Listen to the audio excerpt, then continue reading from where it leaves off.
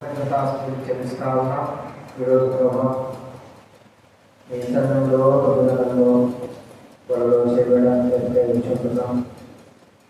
మమ్మల్ని పరిచయించుకున్నాను, దర్శనం చేసుకుంటున్న సహాయం చేయండి. వాక్యం ద్వారానే వాక్యం ఉదరస్థానం చేత పవిత్రపరచబడిన వాక్యం రాయబడింది. ఈ వాక్యం ద్వారా నన్ను కలిగి పవిత్రపరచవలసింది వేడుకుంటున్నాం. సహాయం ప్రతి మాట ద్వారా మాట్లాడతారా ప్రభావం ద్వారా యేసు నామమున స్తుతించి ప్రార్థించి అడిగి వేడుచున్నాము తండ్రి. దైవ గ్రంథంలో మార్కు రాసిన సువార్త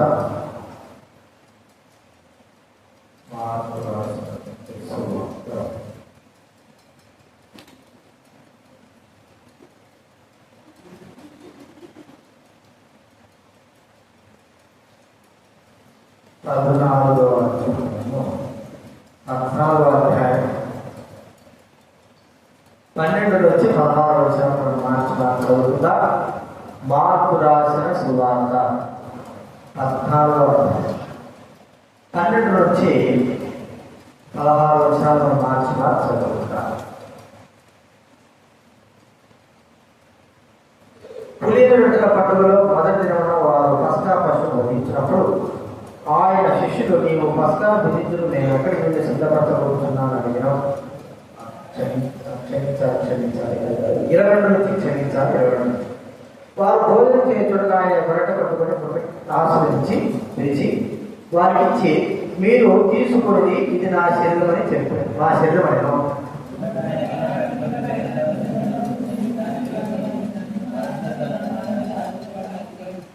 అప్పుడు ఆయన, ఇది నా నిబంధన విషయమై అనేకుల కొరకు చిందింపబడుతున్న నా రక్తము.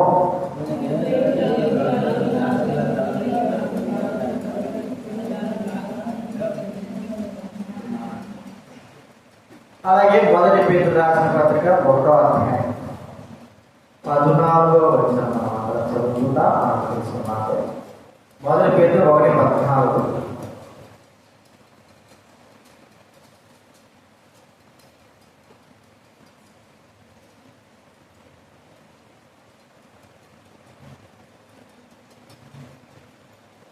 మొదటి పేతురు 1:14. నేను పరిశుద్ధుడనే ఉన్నాను కనుక మీరు పరిశుద్ధుడై ఉండడం రాగా మీరు విధేయులకు పిల్లలై మీ పూర్వ అజ్ఞాపదశలో మీ పుట్టిన ఆశను అనుసరించి ప్రవర్తింపక మిమ్మల్ని పిలిచిన వాడు పరిశుద్ధుడైన ప్రకారం మీరు సమస్త ప్రవర్తన యందు పరిశుద్ధులై ఉంటుంది.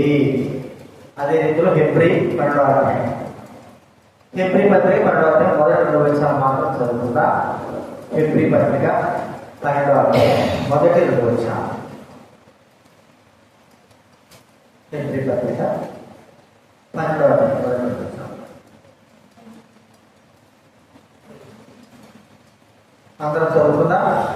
ఇంత గొప్ప సాక్షి సమూహం మేఘంలో మనం ఆవరించి ఉన్నందున మనము కూడా ప్రతి భారము సులువుగా చిక్కులు పాపం విడిచిపెట్టి విశ్వాసం కట్టి దాన్ని కొనసాగించి వాడిన యేసు వైపు చూస్తూ మన ఎదుట ఉంచబడిన పద్యములో ఓపికతో పరిమితులు ఆయన తన ఎదుట ఉంచబడిన ఆనందం కొరకై అవమానమును నిర్లక్ష్య పెట్టి శిలువను సహించి దేవుని సింహాసనం యొక్క కుడిపార్శ్వ ఆశ్రుడై ఉన్నాడు.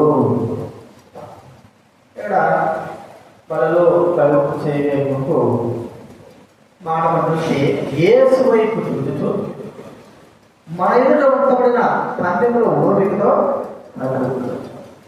పరిశుద్ధులైన దేవుడు మానవాళి నుండి మీరు సమస్త ప్రవర్తన యందు పరిశుద్ధులై యుద్ధుడి. యేసు వైపు చూస్తూ మనము ఓపికతో పరిగెత్తాలనే మాట మనకు చెప్పబడతా. పరిగెత్తుతా మనం అర్థం చేసుకుంటే మరి గ్రామం చూసాక చెట్లు ఎన్నో చెట్లు ఉన్నాయి. కొన్ని అన్నాలిచ్చే చెట్లు, కొన్ని కూరనిచ్చే చెట్లు, కొన్ని ఫలాలిచ్చే చెట్లు, కొన్ని కేవలము మరి చిన్న చెట్లే, అవి పెరగవు, కేవలం అన్నపూర్తి మాత్రం వాసన ఇచ్చే చెట్లు ఉంటాయి. అయితే దైవ గ్రంథంలో చెట్లను, ఆయన చెట్లతో కూర్చిన మనల్ని దేని కొరకై ఆయన ఏర్పరుచుకున్నాడంటే ఫలాలను ఇచ్చేదాని చెట్టుకు మాత్రమే ఆయన ప్రాధాన్యత ఇస్తున్నాడు. ఫలాలు మరి చెట్టు ఆయన అవసరం లేదు అన్నట్టుగా చెప్పబడతా. బైబిల్ గ్రంథంలో వాక్యం రాయబడింది, ఏమి తినదగని చెట్లు వాటిని మాత్రం ఉంచండి, తినదగని చెట్లను కొట్టివేయవలను నిర్దేశించుకోవడం మనకు చెప్పబడదు. మరి ఇక్కడ కరుపు పందెంలో మీరు ఓపికతో పరిగెత్తుడని చెప్తున్నాడు. వాడు తెలుసు ఆటలు ఎన్నో ఆటలు, ఎన్నో ఆటలు. కేవలం బైబిల్ గ్రంథంలో ఈ ఒక్క ఆట మాత్రమే పరుగు పందెము అనేటువంటి ఆట మాత్రం దేవుడు మనకు సెలవించారు. ఒక ఆటే పరుగు పందెము. ఎన్నో రకాలైనటువంటి ఆటలు ఉన్నాయి. క్రికెట్ ఉంది, వాలీబాల్ ఉంది, బేస్బాల్ ఉంది, చెప్పడానికి లేదు ఎన్ని రకాల ఆటలు ఉన్నాయో.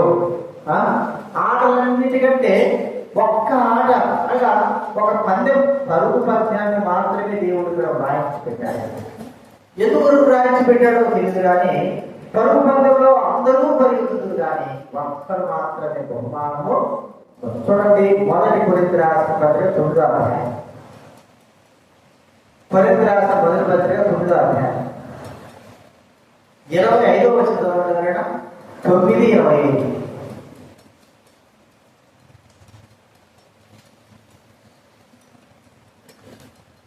మొదటి కొరింథీ రాసిన పత్రిక 9:25. మరియు పందెమందు పోరాడు ప్రతివాడు మితముగా ఉండడు, క్షయమకు కిరీటము పొందుటకు మితముగా ఉన్నాము, పరిగెత్తువాడను కాను, గురి చూడవాడు. పందెమందు పోరాడు ప్రతివాడు అన్ని విషయములందు మితముగా, పందెము పరుగు పందెము అనే మనం చూస్తాము. దేవుడు కూడా మనకు కూడా పరుగు పందెం, ఈ జీవిత యాత్ర ఒక పరుగు పందెం రాయి. ప్రతి ఒక్కరూ రక్షింపబడిన తర్వాత అందరం పరిగెత్తడం మొదలుపెట్టిన రక్షణ ఏ దినానైతే మొదలు పెట్టామో, ఏ దినానైతే ప్రభుత్వం అంగీకరించామో ఆ దినా నుంచి ప్రతి ఒక్కరూ అందరూ పరిగెత్తుతున్నారు. అందరూ పరిగెత్తుతున్నారు. దేని కోసం పరిగెత్తున్నారంటే కిరీటం కొరకు పరిగెత్తుతున్నారు. ఈ పరుగు పందెము ఆత్మ సంబంధమైన పరుగు పందెం. కొంతమంది పరిగెత్తుతూ అలసిపోతారు కదా, పరుగు పందాలు మనం చూస్తూ ఉంటాం. ఎక్కువగా ఇక్కడ ఈ కాలంలో ఎక్కువగా పరిగెత్తే వ్యక్తి చెప్పండి, బాగా స్పీడ్ పరిగెత్తాడు. ఇటీవల బాగా బోర్డు కదా, ఆఫ్రికా బోర్డు చాలా స్పీడ్, అంత చిరుత వేగంతో పరిగెత్తాము. దేవుడు కూడా అతని వేగం అందుకోలేకపోయే రీతిగా ఆ వ్యక్తి పరుగు పందెం మనం చూస్తా ఉంటాం. అయితే పరుగు పందెం ఆరంభించిన తర్వాత ఏ వ్యక్తి కూడా ఆగిపోకూడదు, పరిగెత్తుతూనే ఉంటాడు. మీరు చూసినట్టు పరుగు పందెం పరిగెత్తేటప్పుడు అన్నకంటే ముందు వాడు వెళ్తాడు, రెండో వాడు వెళ్తాడు, మూడో వాడు వెళ్తాడు. కానీ నాలుగో వాడు వాడు ఏమిటి వాళ్ళు పోయినాడు కదా ఆగిపోతున్నాడు. ఇప్పుడు చూసారా చివరి వరకు పొందగాడు లాస్టుడు ఎవడో ఉండేటోడు కూడా వాడు కూడా లాస్ట్ పరిగెత్తుకుంటా వచ్చి అది రూలు, నువ్వు ఆగిపోకూడదు మధ్యలో. కింద పడితే తప్ప, కింద పడి కాలు తప్ప. రూల్ ఏంటి, నువ్వు మొదటి వచ్చినా, రెండు వచ్చినా, 7, 3 వచ్చినా కూడా లాస్ట్ అయినా సరే లాస్ట్ వరకు వాడు ఏం చేయాలి, పరిగెత్తుతూనే. అదొక రూల్. కాబట్టి మన విశ్వాస జీవితంలో పరుగు పందాన్ని ప్రారంభించిన ఈ ప్రారంభించే సందర్భంలో మనకు ఎదురయ్యే పరిస్థితులు చాలా ఉన్నాయి. ఈ ఎదురయ్యే పరిస్థితులు ఏం చేస్తున్నారంటే చాలా మంది కొంతమంది ఆగిపోతున్నారు, కొంతమంది పక్కకు అటు ఇటు చూస్తున్నారు, కొంతమంది ఏమంటారంటే ఏం పరిగెత్తాలి, మనకంటే వాళ్ళు చాలా మంది ముందున్నారు, ఏం పరిగెత్తాలి, కొంతమంది కాలు నొప్పుల కోసం పరిగెత్తాడు, కానీ కాలు నొప్పి వచ్చేస్తుంది, అలాంటి ఆగిపోతా ఉన్నారు. కొన్ని సందర్భాల్లో మనకు ఎలాంటి యొక్క పరిస్థితి ఏర్పడుతుందంటే మనము ఎంచుకున్న మార్గము గోల్, మన యొక్క గురింత దేని కొరగా పరిగెత్తుతున్నాం కాబట్టి మనం దేని కొరకు పరిగెత్తుతున్నాం, కిరీటం. భూలోకంలో వారు దేని కొరకే పరిగెత్తున్నారు, ఒక బహుమానం పొందడానికి. అది కూడా ఏ బహుమానం, రెండో బహుమానం పొందడానికి, మూడో బహుమానం పొందడానికి. చెప్పండి, ఏ బహుమానం పొందడానికి పెడుతున్నారు? మొదటి బహుమానం, అందరికంటే మొదటి బహుమానం గోల్డ్. అంటే మొదటి స్థానం కొరకే అందరూ పరిగెత్తుతున్నారు.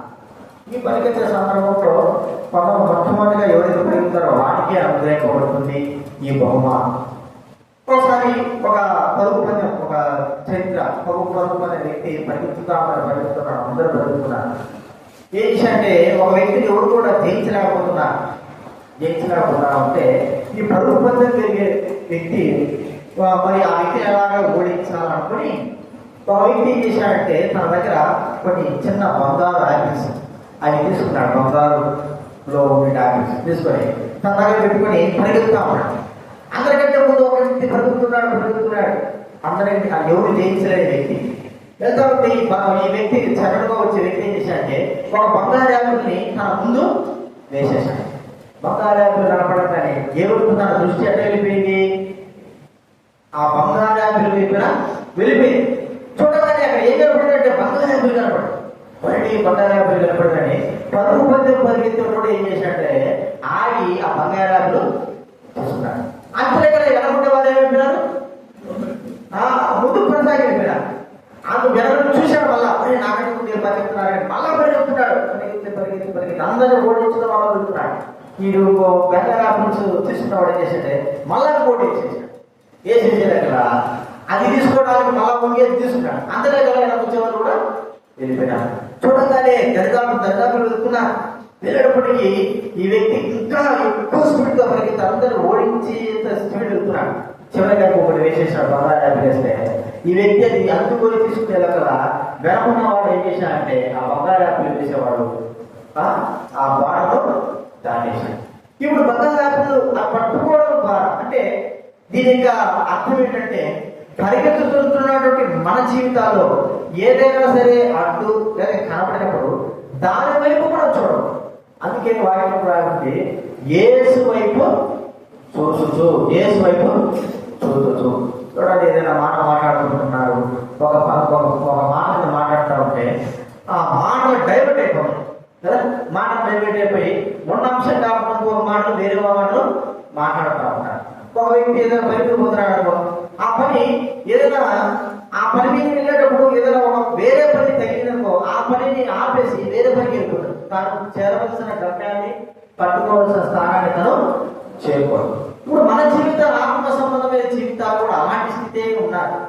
మనమందరూ కూడా పరిగెత్తుతుంటున్నాం. ఎవరు ఎంత దూరం పరిగెత్తినారో తెలియదు, పరిగెత్తుతూనే ఉన్నారు. కానీ ఎవరు ఎప్పుడెప్పుడు ఎక్కడెక్కడ ఆగారో తెలియదు, ఏ సందర్భాలు ఆగారో తెలియదు, ఎక్కడైతే దేవుడు ఆగారో తెలియదు.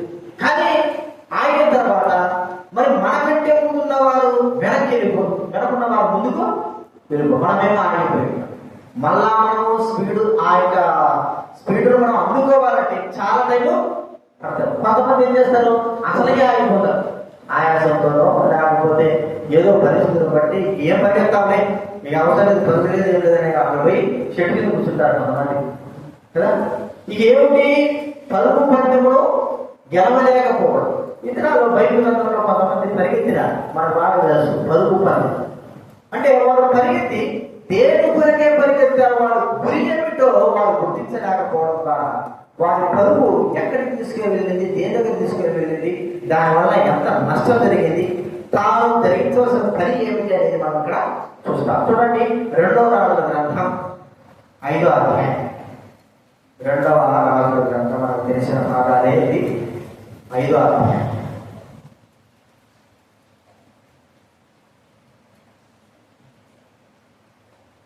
2వ రాజుల 5వ అధ్యాయం 20 వచ్చింది. దయచేసి ఎవరైనా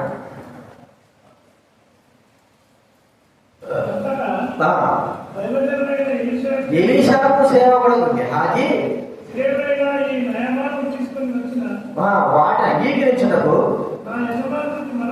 లేకపోయాను కానీ పరిగెత్తుకొని పోయి తీసుకుంటున్నాడు. నయమాను కలుసుకుంటగా పోతుండగా వారిని చూచి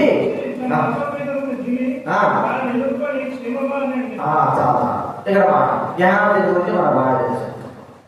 మరి నయమాను కుష్ఠరోగి అయిన నయమాను స్వస్థపరచబడిన తర్వాత నయమన్నాడు, అయ్యా ఇదో బట్టలు ఉన్నాయి, వెంటుంది తీసుకో, కానుకగా తీసుకో, నాకు ఇంత మేలు చేసావు, నీ దేవుడు నిజమైన దేవుడే అన్నప్పుడు నేను నీ దగ్గర నుంచి ఒక్క రూపాయి కూడా నేనేం తీసుకోవడం నాకు అవసరం లేదు, ఎంత బతినాన్ని కూడా తీసుకోలే ఎలిషా.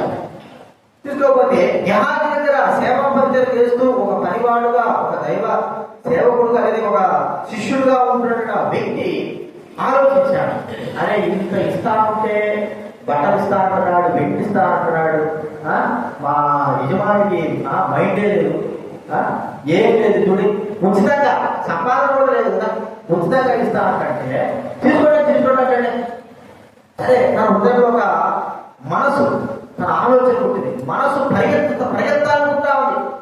మనసు ముందుగానే పరిగెత్తించిందేమో తెలియదు కదా, మనసు ముందుగానే పరిగెత్తించుంటాడు, పరిగెత్తాలనుకున్నాడు. ఏమిటి ఇదేంటి, నా యజమాని మనసు లేదు, నేను పోయి ఆ యొక్క ధనాన్ని నేను తీసుకొచ్చుకుంటాను, నాకు అవసరం. మరి తన యజమానికి అవసరం లేనప్పుడు తనకి ఎందుకు అవసరం? మరి అనుకున్నాడు, పరిగెత్తినాడు, వెళ్ళి మీరు చెప్పాడే ఇప్పుడే వచ్చినారు వ్యవసాయం నుండి, కావాలంటే 200 తీసుకోమని ఇచ్చేసాడు. తీసుకొచ్చేసి ఇంట్లో పెడుతున్నాడు. ఇక్కడ వాళ్ళ తాను ఉన్న గమ్యం ఏమిటి, తన పని ఏమిటి, తన స్థితి ఏమిటి అని మనకు ఇక్కడ చెప్పబడతారు. చూడండి తన స్థితి ఏమిటి, 26వ వచనం చూడండి, 26వ వచనం. అందరి ఎలీషా బాధతో ఆ మనుషుడు తన రథదిగి నేను ఎదుర్కొంటకు తిరిగి వచ్చినప్పుడు నా మనసు నీతో పోతాను లేదా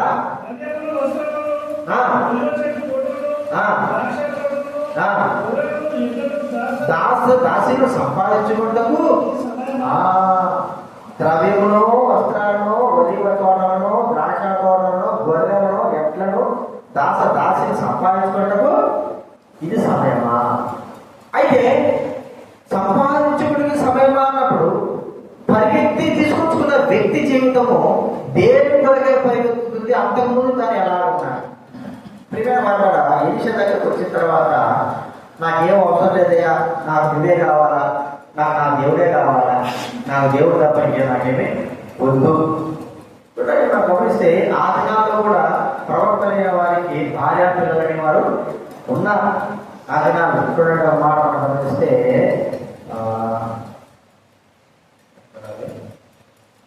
4వ అధ్యాయం మొదటి వచనం చదవండి.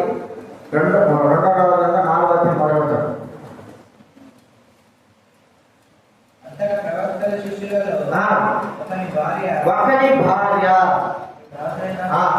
ఒకని భార్య అంటే ప్రవక్తల శిష్యులలో ఎలీషా దగ్గర ఉంటుండే ప్రవక్త శిష్యులు ఎలా ఉన్నారు? వారు ఇల్లును వదిలిపెట్టేసా, లేదా ఇంటికాడ ఉన్నా, పిల్లలున్నా, వారు ప్రాముఖ్యంగా దైవ పని కొరకై వారు ఎక్కువగా శ్రద్ధ వహించిన వారుగా ఉంటున్నారు. అందుకే ఆయన అన్నాడు, ఎలీషా అంటున్నాడు, ఇది సమయమా? ఏది? ద్రవ్యాన్ని, బట్టలని, వస్త్రాలను, ద్రాక్ష తోటలను, గొర్రెలను, దాసుల్ని సంపాదించుకోవడానికి ఇది సమయమా? అయితే తన పరుపు పరిగెత్తుతూ ఉన్నప్పుడు తన దృష్టి ఎక్కడికి వెళ్ళిందంటే ద్రవ్యమును సంపాదించుకోవాలా, తర్వాత ఏం దొరుకుతుంది కదా ఇవ్వ తెలుసు. నీకేమైంది? ఒక్కడి వేగిస్తాడు కదా, ఎవరు చెప్పండి?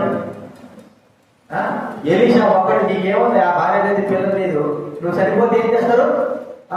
సమాధి పెడతారు. మాకెవరున్నారు?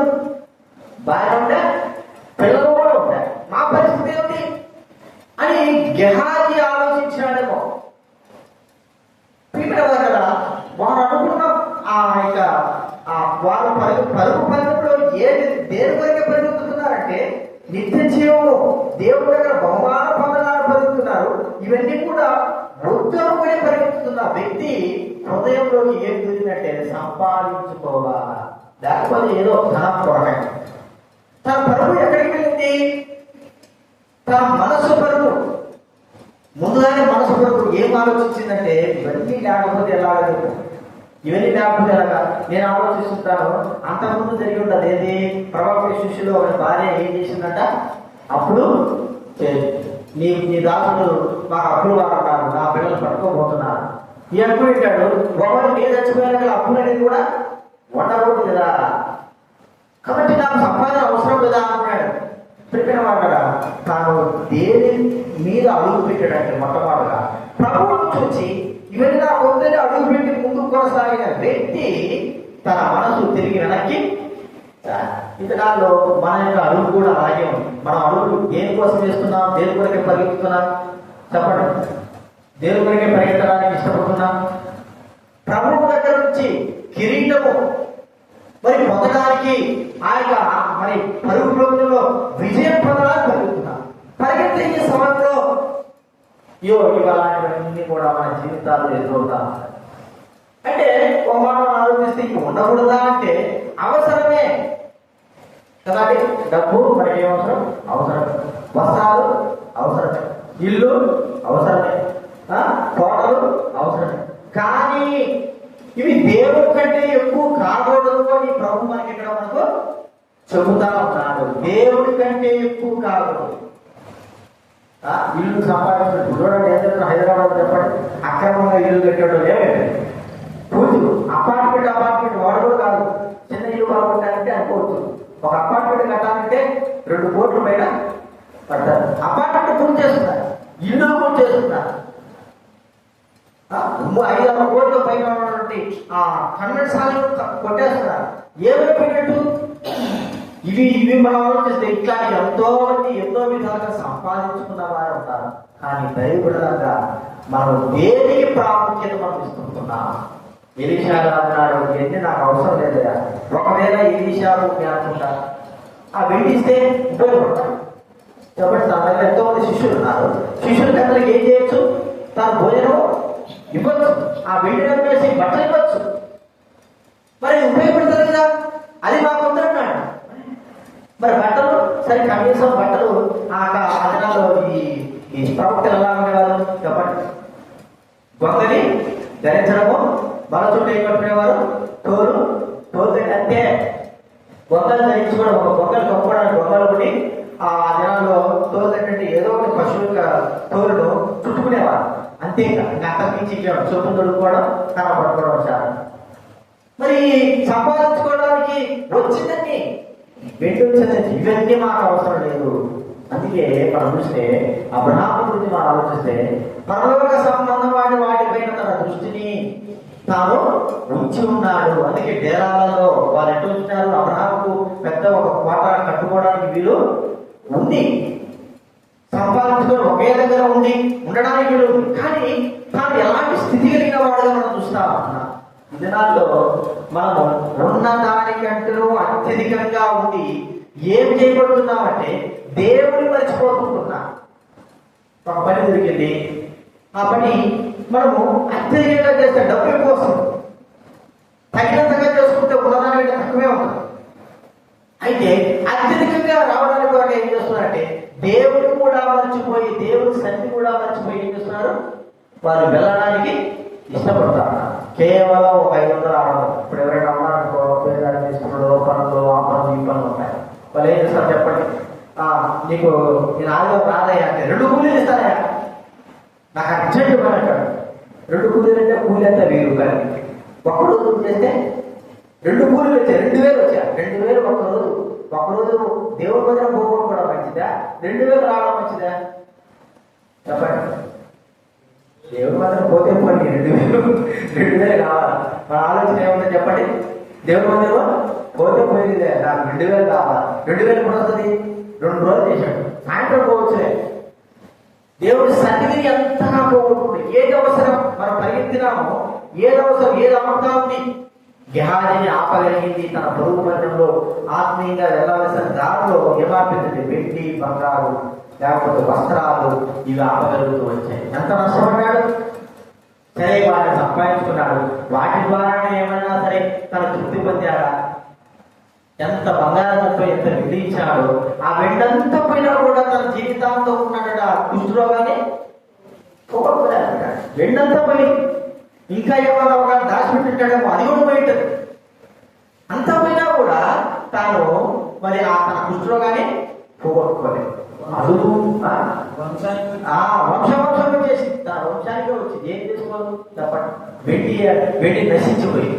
ఇది మన జీవితం రాగా ఒక అడుగు తీసుకుందాం, పదుల్లో రెడీగా ఉన్నాం, పరిగెత్తుతున్నప్పుడు ఇలాంటివి వస్తాయి. సంపాదించుకోవాలి, ఇక్కడ కూర్చోవాలా, లేకపోతే ఇంటికి కావాలి, వాటి కావాలి. దేవుని సన్నిధిని మర్చిపోయేవారంగా ఉంటున్నా, దేవుడి కార్యాలు మర్చిపోయేవారు, దేవుడి మాటలు మర్చిపోయేవారంగా ఉంటున్నా.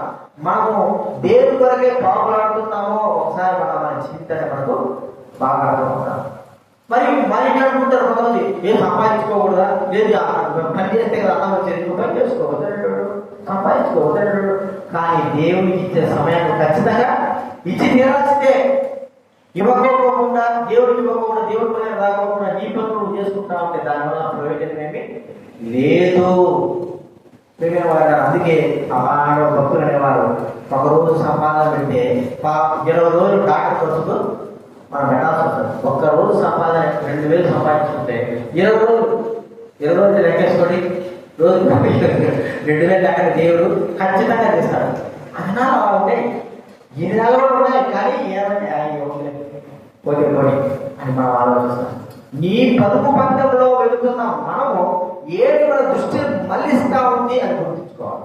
పరిగెత్తు, ఊరంతా పరిగెత్తు, దేశమంతా పరిగెత్తు, వద్దనటువంటి లేడు. కానీ నువ్వు ఎక్కడున్నా దైవ సన్నిధిని ప్రాముఖ్యంగా వేయాలా గుర్తించాలి, దైవ కార్యాలు గుర్తించాలి, దైవ మీటింగ్లు గుర్తించాలి, వాటిని ఖచ్చితంగా ఇవ్వాలి. నువ్వు ఎంత పనులు చేసుకో నాకు అవసరం. రాత్రి కాదు 200 కష్టపడి ఎంత పని చేయి, ఖచ్చితంగా సమయానికి. వాళ్ళు ఇచ్చిన ఒక సిస్టర్ అమ్మాయి హృదయాన్ని, అమ్మాయి గురించి చాలా పేద ఎట్లా ఉందంటే ఇప్పుడు దుబాయ్లో చాలా పేద. వాళ్ళ ఆయన అసలు పనిచేయడు, వాళ్ళ ఆయన అసలు ఇళ్ళే పట్టించుకోడు. గుడిస, తాటాకు గుడిస చూసినాం, తాటాకు గుడిస 30 రూపాయలు ఈ అమ్మాయి పెద్ద అమ్మాయి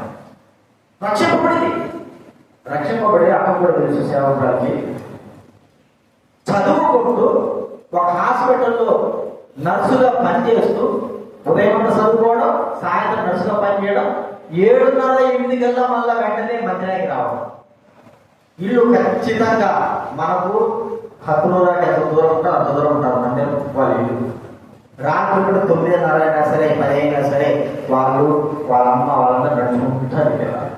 నిజంగా ఏ స్థితిలో ఉండేదంటే అమ్మాయి ఆ స్థితిలో వాళ్ళ మొన్న కూడా నేను విన్నాను. బెంగళూరులో కూడా అమ్మాయిని ఇదే మా రక్త పరీక్ష చేసే ఆ కోర్సు అది తీసుకుంటా అమ్మాయి చేస్తూ ఉంది. బెంగళూరులో పని చేస్తూ వచ్చింది, ఇక్కడ హైదరాబాద్లో పని చేస్తాం. ఇల్లు అది చేస్తూ ప్రతి మీటింగ్కి వెళ్తూ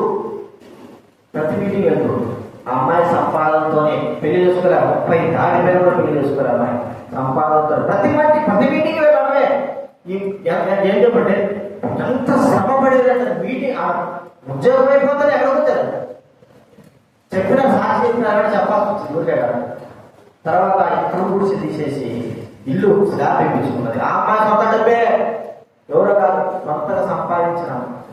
తర్వాత అమ్మాయి దుబాయ్కి వెళ్ళిపోయిన తర్వాత ఇక్కడే మన ఇక్కడ దేవుడు వచ్చిన తర్వాత ఒక వ్యక్తి వివాహం చేశారు దేవుడు కలిసి. ఎంతగా అంటే ఎంత స్థితిలో రాత్రి 9 ఇక్కడ నుంచి ఆడవాళ్ళు నడుచుకుంటూ పోవాల్సిందే. 2 కిలోమీటర్లు ఖచ్చితంగా హక్కురాజున్న వాళ్ళ ఇంటికి మందిరానికి మధ్యలో ఊళ్ళో పని చేసుకోవాలా, మందిరానికి వెళ్ళాలా, మందిరంలో పని చేసుకొని వాళ్ళ మళ్ళా 10:30 మళ్ళా అందరూ కలిసి రావడం అంటే దేని కొరకే బాగుపడింది. ఒకవేళ మళ్ళీ నాకు వద్దు, నా పరిస్థితి బాగలేదు, నేను ఇల్లు పెళ్లి చేసుకుంటేనే కదా గెలుస్తాననుకుంటే ఆ అమ్మాయి ఈ స్థితిలో ఉండేది కాదు.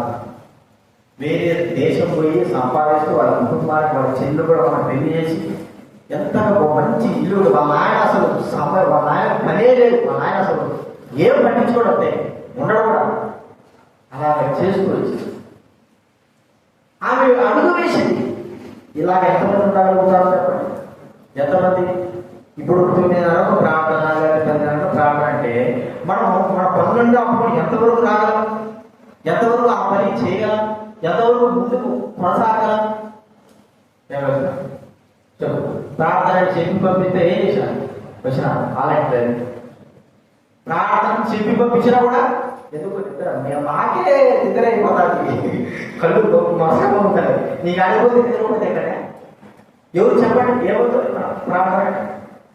ఏదైనా సరే ఒకవేళ అనుకుంటాను ఎంత శ్రమ పడలేకపోయినా మన వారికి బాగాలేకపోతే మనకు బాగలేకపోయినా లేచి మనకు బాగలేదు నా వల్ల కాదన్నప్పుడు, మన వాళ్ళకు బాగలేదు అన్నప్పుడు మనం లేచి వెళ్ళలేమా?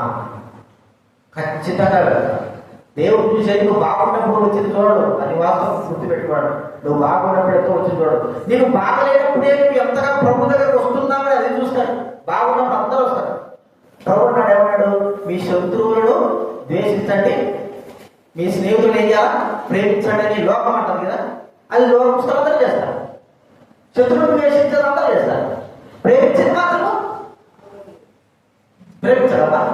అదే సూత్రం. అది నువ్వు బాగున్నప్పుడు వచ్చింది ముఖ్యం కాదు, బాగున్నప్పుడు రాకూడదని కాదు, బాగా లేనప్పుడే రావడం అనేది ప్రాముఖ్యమైన విషయం.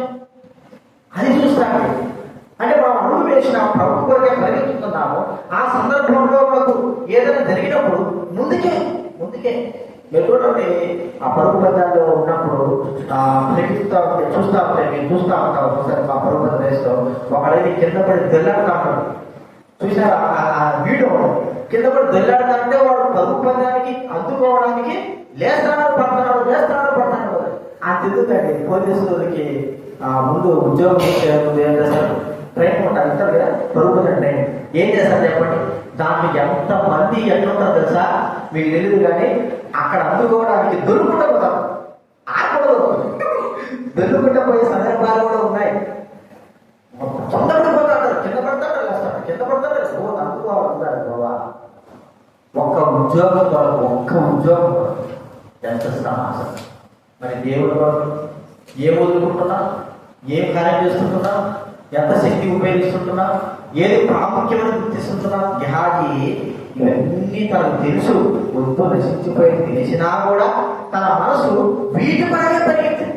యేసు కూడా అదే చెప్పినాడు. అన్ని ముందుకు అసలు వీటి పరిగెత్తి రాదు. దేవుడి రాజ్య నీతిని మొదట అది ప్రాముఖ్యంగా చెప్పాడు. కాబట్టి ఇది గుర్తించుకున్న గిహాజీ విషయం మనం గమనించాం. రెండోది మనం గమనిస్తే యోహాను సువార్త 20వ అధ్యాయం. యోహాను సువార్త 20వ అధ్యాయం 3వ వచనం చదవండి ఎవరైనా. యోహాను సువార్త 20వ అధ్యాయం. కాబట్టి పేతురును ఆ శిష్యుడు బయలుదేరి ఆమె పరిగెత్తుకొని సీమోను పేతురునొద్దకు వచ్చి ఎత్తుకొని పోయి ఆమె పరిగెత్తుకొని వచ్చింది. పరిగెత్తుకొని వచ్చింది. ఎక్కడి నుంచి వచ్చిందారా? సమాజం వేసుకున్న సమాజం లేడు. ఆయన వచ్చేది అక్కడ కనపడదు. ఆయన కనపడకపోయిన పరిగెత్తుకుంటూ వచ్చేసింది. పేతురు దగ్గరికి, యోహాను దగ్గరికి. ఎవరో ఎత్తుకోపోయారా వేసుకోవడం సమాజం ఆ శవాన్ని శరీరాన్ని అన్నప్పుడు వాళ్ళు పరిగెత్తుకుంటూ వచ్చారు. చూడండి, ఇక్కడ మనం ఆలోచిస్తే పరిగెత్తుకొని పోవలసినంత అవసరం ఏం లేదు. సచివుడు చనిపోయినాడు, ఎక్కడికి పోడు, ఆడే ఉంటాడు, మెల్లిగా పోదు. ఎందుకు పరిగెత్తుకున్నాడు? ఇది ఏం పరిగెత్తుకు వచ్చింది? వీళ్ళంతా కూడా ఏం చేశారు చెప్పండి? నాడు వచ్చాడు. వాళ్ళిద్దరూ కూడి పరిగెత్తుతుండగా చనిపోతే శవం లేదని ఎక్కడ వాళ్ళు ఊరు కోసం శవాన్ని మోసుకోబోయేటట్టు ఊరేడు. ఏదైనా క్రిమినల్ కేసులో పెట్టారు తప్ప శవాన్ని మోసుకోకపోవాల్సిన అవసరం ఏమి లేదు. పరిగెత్తుకున్నాడు. ఆమె పరిగెత్తుకుంటూ వస్తారు. ఆయన శరీరం కొరకే వాడు పడుతున్న పాటలు ఒకసారి పరిగెత్తుతూ శరీరము ఆ ప్రభుత్వ దేవుడికి శరీరం కనబడడం లేదు. ఎక్కడ పెట్టారో అర్థం కావడం లేదు. ఆమె మగ్దలేనే పరిగెత్తుకుంటూ వచ్చింది. యోహాను పేతురు కూడా పరిగెత్తుకుంటూ ఆయన సభ దగ్గరికి వెళ్ళిపోతూ వచ్చారు. ఇవైనా వారు దేని కొరకు పరిగెత్తవలసిన అవసరం ఉంది అనేది మనం చూస్తే ఏదో బంగారం కొరకు లేకపోతే వారి కొరకు వీటి కొరకు కాదు. కానీ యేసు ప్రభు యొక్క శరీరం కొరకు వారు పరిగెత్తడానికి వెళ్ళారు. అంటే ఆ యేసు ప్రభుని ఎంతగా ప్రేమించినారు అనేది మనం ఒకసారి గుర్తించాలి. ఎంతగా ప్రేమించినారు, ఆయన ఎంతగా ప్రేమించినారంటే వారు చెప్పలేనంతగా ప్రేమించినారు. ఆయన శరీరం కనబడలేదు అనే లెక్కన వారికి ఎక్కడ లేని భయం వచ్చేసింది. అయ్యో ఏమైపోయింది ఆయన శరీరం, ఎవరు ఎత్తుకోకూడదు కదా, ఏం చేయబడింది? పరిగెత్తుకుంటూ రావాలి. ఆ శరీరం మనం దేని గుర్తుగా చూసుకున్నాం చెప్పండి? యేసు శరీరం దేని గుర్తు? ఆయన సంఘానికి గుర్తు. తన స్వరక్తం అప్పగించుకున్న సంఘము, ఆయన శరీరము, ఆయన సంఘముకు గుర్తుగా ఉంచుతాము. పౌరాలను ఆలోచిస్తే సంఘ విషయమై, పరిచయ విషయమై, సంఘ మందిర విషయమై పరిగెత్తుకుంటూ వచ్చిన సందర్భాలు ఏమైనా ఉన్నాయా అనేది మనం అడిగి చెయ్యండి. ఎంతమంది మందిరానికి పరిగెత్తుకుంటూ వచ్చినారు చేయండి.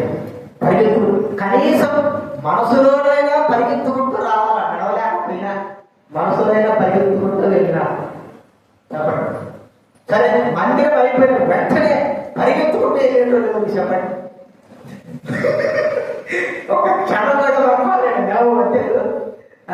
అప్పుడప్పుడు వీడియోలో వస్తా ఉంటారు. అది నాకు సైకిల్ మీద వేది కాదు, తగ్గిపోతే నేను చెప్పేది ఆదిలాగే. ఇదే ఇప్పుడు ఒక్కోసారి వేస్తాను వాక్యాలు వేస్తాడు. పిల్లలు పడిపోయేటప్పుడు ఏం చేస్తాడు, వాడు కింద పడి దెల్లాడతాడు, పోడో పోడో పోడో అంటాడు కదా. వాడు పట్టుకొని లాక్కొని ఈడ్చుకొని తట్టుకొని పోయి స్కూల్లో వదిలిపెడతాడు. అంతవరకు కూడా బాగా 4 గంటలైతే బెల్లు కొట్టడం ఆలోచన వాడు ఎట్టో సార్ ఎక్కువ వాడు ఎప్పుడో బెల్లు కొట్టితే ఇంటికి అడుగుతున్నాడు. ఏదా ఎప్పుడు అంటే బెల్లు కొట్టినాడు, అప్పుడు బెల్లు పట్టుకొని వచ్చి పరిగెత్తుకుంటా. ఎందుకు ఇంటికంటే పరిగెత్తుంటారు సార్. ఇది విశ్వాసం గురించి కొంతమంది కాదు. మందిరానికి వెళ్ళేటప్పుడు మాత్రము తావేలు వెళ్ళిన పోతారట. మందిరానికి వెళ్ళేటప్పుడు తావేలు పోతారు చెప్పండి. గోదావరి ఏమైంది, ఒక బాధ అయిపోయింటారట. గోదావరి ఒక విషయం ఇప్పుడు విషయం ఎక్కువ ఏమిటామని ఇప్పుడు లేదు కదా. గోదావరి నాలుగు ఆమని తింటారు మరి అయిపోయిన వెంటనే చెప్పండి. చెత్తపులు ఎట్లా పోతాయి, చెత్తపులు చెక్కలు పోతాయి చూసారా, అయిపోవడం ఆలోచన. ఇక మనం ఉన్నాం, ఇక దొరకమన్నా కూడా దొరకము.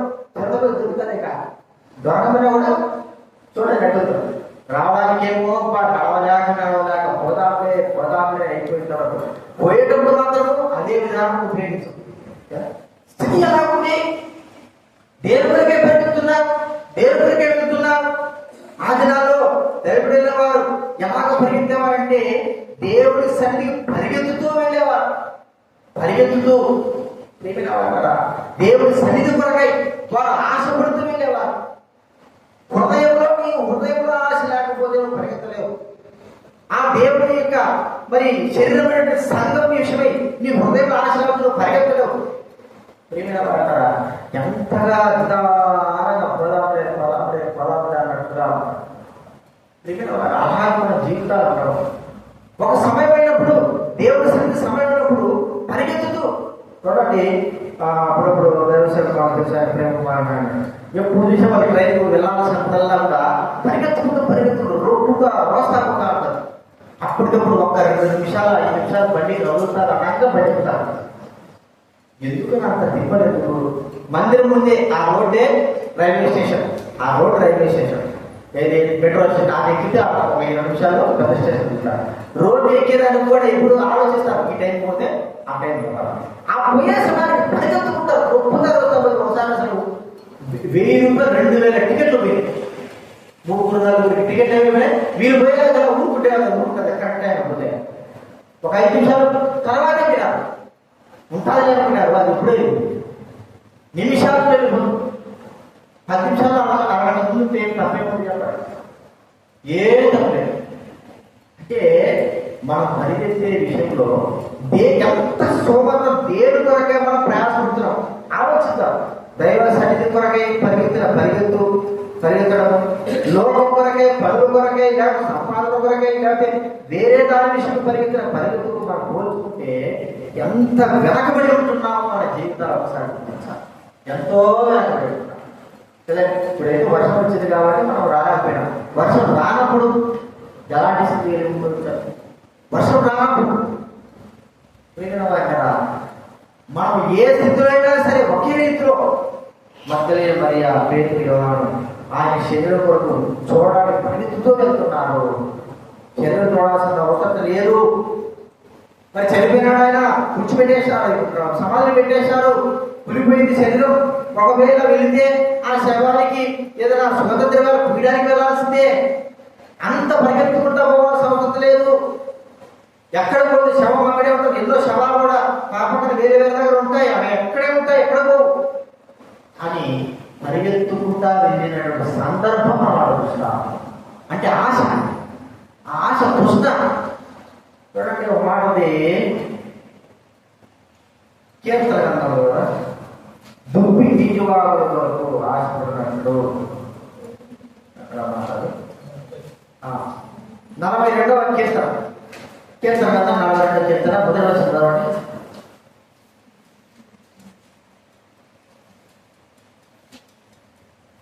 కీర్తన గ్రంథం 42వ కీర్తన మొదటి వచనం. దుప్పి నీటి వాడ కొరకు ఆశపడినట్లు, దేవా నీ కొరకు నా ప్రాణము ఆశపడుచున్నది. నా ప్రాణము దేవుడి కొరకు కృష్ణపడుచున్నది, జీవగల దేవుడి కొరకు కృష్ణపడుచున్నది. దేనికి చూడండి అడవచ్చు, దేవుడి సన్నిధికి నేను ఎప్పుడు వచ్చేదను, ఆయన సన్నిధిని నేను ఎప్పుడు కనబడను. దేవుడి కొరకు ఆశపడుతున్నాను, దేవుడి సన్నిధి కొరకు నేను ఎప్పుడు వచ్చేదను, నేను ఎప్పుడు మరి కనబడేదను. దేనికైనా సరే మనం గుర్తించుకోవాలా, అన్నిటికీ ముందుగా వెళ్ళడానికి సిద్ధపడతాం. ఒక రైల్వే స్టేషన్ కావచ్చు, బస్ స్టేషన్ కావచ్చు, లేకపోతే ఒక హాస్పిటల్ కావచ్చు, లేకపోతే ఏదైనా వేరే దానికి పనుల కొరకు కావచ్చు, పనులకైనా సరే దేనికైనా సరే ముందుగా వెళ్ళడానికి సిద్ధపడతాం. మరి దైవ సన్నిధి కొరకై మన పనులు ముందుకు ఎందుకు కొనసాగలేకపోతాం? పరీక్షిస్తున్నా లేదు ప్రభు, అన్నిటికీ ఆశ ఉంది కానీ నీ సన్నిధికే నాకు ఆశ లేదు, తుష్టపడలేకపోతున్నాను, ఆశ లేకపోతున్నాను. దాన్ని బట్టి మనం ఒక ఆలోచిస్తే ఆశ అనేది లేదు. ఎప్పుడైతే ఎవరైతే ఎక్కువ ఆశ దైవ సన్నిధి పట్ల ఆశిస్తుంటారో వారు నిలబడలేదు, వారు ఇతరులు చెప్పేంత వరకు కూడా ఉండలేదు. అందరికంటే ముందుగా పరిగెత్తుకుని వచ్చేవారు. మధ్యలో మరి అందరికంటే ముందు పరిగెత్తుకుని వచ్చారు. పేదలుగా వాళ్ళు పరిగెత్తుకుని వెళ్తున్నారు. ఆయన శరీరం చూడడానికి కొరకే, మరి జీవగల దేవుని సంఘం కొరకే నీ నా పరువు ఎంతవరకు ఉంది. బయలులో పాల్గొంటున్నా, బయలులో చేస్తున్నా, కానీ ఆశ లేదు, ఏమీ లేదు. కదా దైవ సన్నిధి నుంచి వెళ్ళాలంటే మాత్రం ఎంత ఆశో, ఎంత ఎంత మరి సంతోషమో. వాడరా ఎప్పుడెప్పుడా అది నాది ఒక పాతినాలు వాళ్ళు కూర్చుంటే, దేవుడి సార్ కూర్చుంటే, దేవుడి వెళ్ళ కూర్చుంటే సాయంత్రం 4-5 గంటల వరకు పోవడానికి ఆశయం, బయట పోవడానికి ఆ ఇంకా కూర్చోవాలి వినాలా అనేక తలం. ఇప్పుడు కూర్చున్నప్పటి నుంచి ఎప్పుడెప్పుడు బయట పోవాలి? ఎందుకు చెప్పండి? ఏదో ఒక పని, కూర్చున్నప్పటి నుంచి ఫోన్ వస్తారు, కూర్చున్నప్పటి నుంచి ఏదో ఒక పని, ఏదో ఒకటి చేయాలా. అక్కడ పని, ఇక్కడ పని, వాళ్ళు పిలుస్తున్నారు, వీళ్ళు పిలుస్తున్నారు. మరి దేవుడి సన్నిధి విషయమై, దేవుడి పని విషయమై మనం ఎలాంటి ఆలోచన కలుగుతున్నా? ఆశ తగ్గిపోయి ఇది ఇతరుల మీద పెట్టడం ద్వారా, దైవ సేవకులు లేదా పెద్దలు వాక్య పరిచయం వారి వీళ్ళు పెట్టడం ద్వారా ఎంత మాత్రం పని కాదు. మన హృదయంలో ఉన్న ఆశ మనలో తగ్గిపోవడమే. దేవుడు నీలో కృష్ణ లేదే కారణం. పరిగెత్తుతున్నావు, దేవుడికి పరిగెత్తున్నావు. నీవు ప్రభు యేసు చేస్తాడు, నాకు కూడా ఒక నీతి కిరీటం ఇచ్చినాడు, ఆయన ఇస్తాడు. అది అందుకోవడానికి పరిగెత్తాలని తపన మన హృదయాల్లో రావడం లేదు. ఏదో వస్తున్నా అన్నారులే, అది ఎవరు చూసినారులే అనేటువంటి ఆలోచన. కాబట్టి అలాంటి ఆలోచన మన హృదయాల్లో మా మధ్యలో మరియా, పేతురు, ఆయన శరీరం కొరకు పరిగెత్తుగా ఆయన సన్నిధి కొరకు ఇక్కడ వాక్యం రాబడింది. నేను ఆయన సన్నిధి ఎప్పుడు వచ్చేదను, ఎప్పుడు ఆయన సన్నిధి కాబడదను అని మరి ఆ కాలం ఘోరకుమారు సెలవిస్తున్నట్లుగా మనకు అక్కడ చెప్పబడతా. కాబట్టి గుర్తించుకుందాం, అలాంటి అనుభవం మనకుందా, దేనికి ఎక్కువగా ప్రాధాన్యత ముందు కొనసాగాలి. మూడోదిగా చివరిగా మనం చూస్తామంటే మన బరువు క్షేమాన్ని ఇచ్చేదిగా ఉండాలి. చూడండి 2వ సమూయేలు గ్రంథం 18వ అధ్యాయం, 2వ సమూయేలు గ్రంథం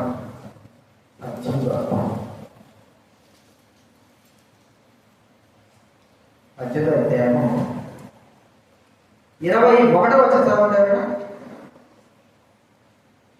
18-20 2వ సమూయేలు 18-20 తర్వాత కూషిని పిలిచి కూషిని యోవాబుకు నమస్కారం చేసి పరిగెత్తుకొని పోయిను. ఏ సమాచారం? యుద్ధ సమాచారం, జయ సమాచారం. మరి యుద్ధంలో అబ్షాలోము చనిపోయినాడు. యోవాబు చెప్పాడు కూషీకి, నువ్వు పరిగెత్తుకుపోయేసి మరి రాజు చెప్పు, మాట చెప్పు, దేని పొందినామో మనం కూషి పరిగెత్తుకుంటూ వెళ్తున్నాడు. ప్రియుల వల్ల వెళ్ళేట వ్యక్తి క్షేమం కలగజేస్తాడని తెలిసే యోవాబు ఆ కూషిని పంపించాడు. కూషిని పంపిస్తే వెళ్ళినాడు. కూషి చెప్పాడు, యుద్ధంలో అక్కడున్న ప్రజలందరూ చెప్తూ వచ్చాడు, అయ్యా అతను మనం జైలు పొందిన అంశం చనిపోయినాడు, జైలు పొందిన రాజా అని సెలవిస్తూ వచ్చాడు. మిగిలిన వాళ్ళ మన పరుగు దేనికి కారణం అంటే మరి క్షేమానికి కారణం. చూడండి, సామెతల గ్రంథం 13వ అధ్యాయం, సామెతల గ్రంథం 13వ అధ్యాయంలో 17వ వచనం 13.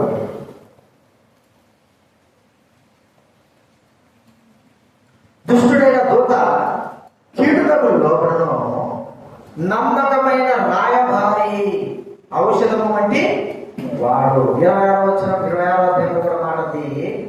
అదే సాయంత్రం 26వ అధ్యాయంలో 26వ వచనం, మూర్ఖుడి చేత వర్తమానం పంపువాడు కాలు పెరగొట్టుకుని విషము త్రాగిన వాడితో సమానము. పరిగెత్తుకొని ఒక వర్తమానం కోసం వెళ్తున్నాడు కూషి, విజయమైన వర్తమానం. వాడ మా పరుగు దేనికి పరిగెత్తున్నా? విజయ వర్తమానం, ప్రభువైన యేసుక్రీస్తు వారు యొక్క జయ వర్తమానము తీసుకొని పరిగెత్తుతూ. చూడండి, మరి అదేదో పరుగు పందెంలో ఒకటి ఉంటారు కదా, ముక్కు ఏది కాగడబుట్టుకుని పరిగెత్తారు, దాన్ని ఏమంటారు చెప్పండి? కాగడబుట్టుకున్నా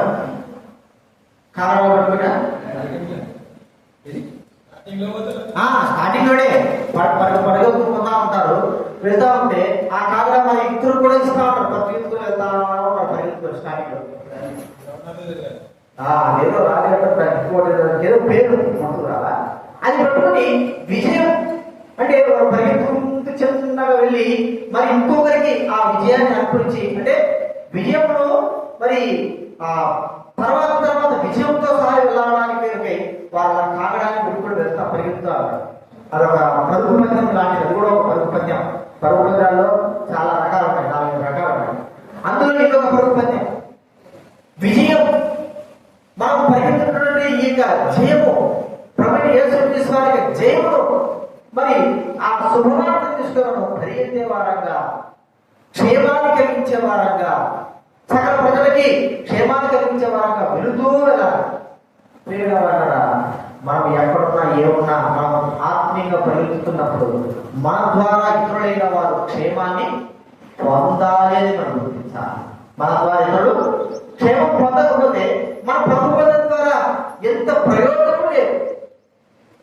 మన ప్రభుత్వం ప్రయోజనమే లేదు. ఎందుకంటే పరిగెత్తే వ్యక్తి క్షేమం. కొంతమంది పరిగెత్తా ఉంటారు, పరిగెత్తు ఒకటి వస్తారు. పిల్లలు ఎలా పరిగెత్తారు చెప్పండి? పిల్లలు పరిగెత్తించారు, ఒకడేం చేశాడు మరి నాకంటే ముందు బాధపడ్డాడు, వాడు కావుతాడు. ఒకడేం చేశాడు చెప్పండి? పక్కన పరిగెత్తాడు, నాకంటే ముందు ఒక తప్పిదం అంటాడు. మీరు చూసారు కదా, పిల్లలు పరిగెత్తారు పరుపంగా, పిల్లలు పరిగెత్తి పడుకుంటారు. ఇంకా ఏం చేశాడు? వెనకపోతాడు, వాడు లాగుతాడు, ఒకడు కారణం పెడతాడు, పరిగెత్తేటప్పుడు కారణం పెడతాడు. ఎన్ని ఉంటాయంటే పరుపంగా పిల్లలు చెప్పడానికి లేదు. అలా పరిగెత్తారమ్మా చెప్పండి. ఒకటిగా పరిగెత్తు, వాడు పరిగెత్తి నీళ్ళు పరిగెత్తారు అనేది ఒక క్షేమం లేదు. అందుకే పరుగు పందాలు ఏం చేస్తారంటే లైన్ తీస్తారు. లైన్ లేకుండా పరిగెత్తడానికి లైన్లోనే పోవాలి. ఎందుకో ఏమో లైన్లో పోకపోతే ఏం చేస్తారు చెప్పండి?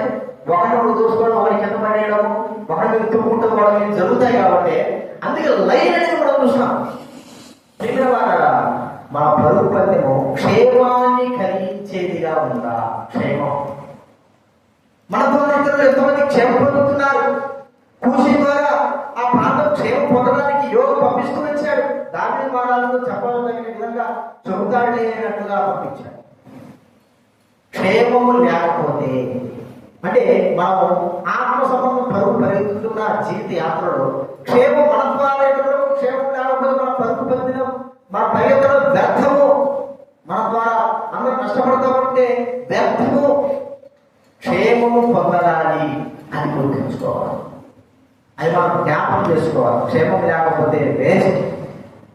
కాబట్టి అలాంటి పరుగుపందెం పరిగెత్తడం ద్వారా ప్రయోజనం లేదు. క్షేమం లేని పరుగుపందెం ద్వారా ప్రయోజనం లేదు. మనం పరీక్షించుకుందాం, ప్రార్థన చేసుకుందాం, ప్రభువుకు మనం అర్పించుకుందాం. ప్రభువా, నా పరుగుపందెం గెహాజీ వలె సంపాదించుకోవడానికి వెళ్తా ఉంది. నా పరుగుపందెము మరి మీ సన్నిధి కాకుండా లోకం కొరగా పరిగెత్తడానికి ఇష్టపడతా ఉంది. నా పరుగుపందెము ఇతరులకి క్షేమం కలిగించేదిగా లేదు. ప్రభువా, నన్ను క్షమించు నాయన, నన్ను క్షమించని మనం ప్రార్థన చేసుకుని ప్రభు దగ్గర క్షమాపణ బలవేగంగా చేయాలి. ప్రార్థన చేసుకుందాము.